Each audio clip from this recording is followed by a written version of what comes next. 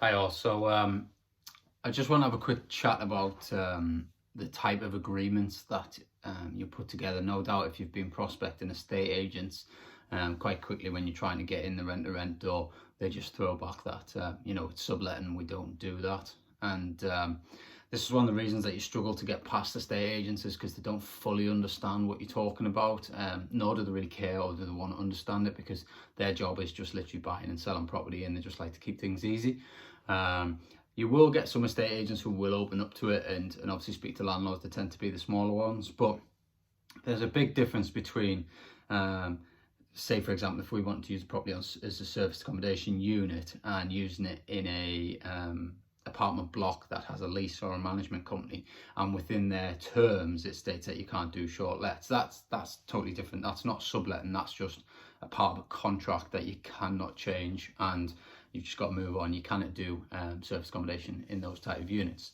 If there was a five bed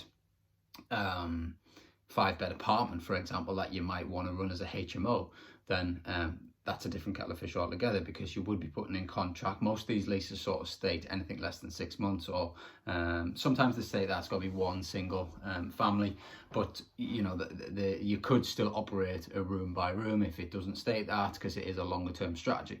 So it comes down to the lease. But when we're talking about subletting, it would only be subletting if you use the wrong contract. So if a landlord or an estate agent agreed to do a deal with you, and then you signed an AST contract, and then you rented it out room by room, or you used it for serviced accommodation, then that would be possibly, not possibly, it would be classed as subletting. So it's important that you understand the key differences. What we use is what's called a management agreement. So if we were to take on a serviced accommodation agreement or a HMO style rent-to-rent agreement, then it's us that's becoming the management agent. It's no different from the estate agent doing what they're doing. So when they say it's subletting, they can't, because it's exactly what they're doing. They're basically managing a property for a landlord, and they're finding tenants for them, and then they're using it in a way. The only difference with our contract is we're going to set them a set fee. So we might say pay them a guaranteed £1,000 a month within the management agreement. That's just a different clause in the contract, whereas an estate agent might just charge a percentage of the gross revenue achieved, i.e. 10% or 15%. So it's the same style contract, it's just worded differently, and there's guarantees in it from our end. So don't let estate agents tell you that it's subletting. You've got to try and explain to them the difference, and it's not. We're a management company. We're going to manage the property, and therefore it would be a managed contract that we will put in place. The reason estate agents also don't like rent to rent is typically that they then lose their revenue stream. They then aren't managing the property.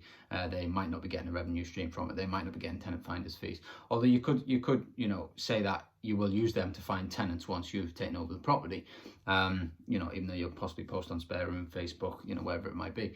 But the main purpose of this video is to kind of try and get clarity around the difference of subletting, which would be if it was using an AST tenancy agreement, and not subletting, which is using the right contract, which is a management agreement, and therefore all you're doing is managing the property on a guaranteed basis to the landlord, and then obviously you're open and honest with how you're going to be using the property, and then obviously you make the difference by renting it out room by room, or by obviously using it for serviced accommodation. So hopefully that clears things up. I have seen a lot of questions about it lately, and if there are any questions, feel free to obviously drop me a message, email, WhatsApp, whatever it might be. Thanks, take care.